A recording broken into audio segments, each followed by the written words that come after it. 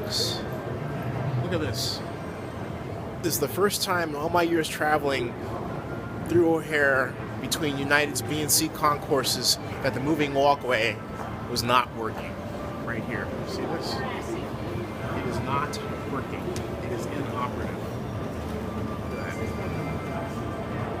See that? Which means we have to walk the entire distance of this walkway because this isn't working.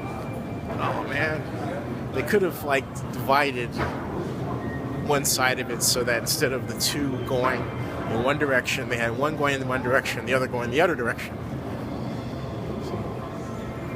But they didn't do it that way. Good exercise, right?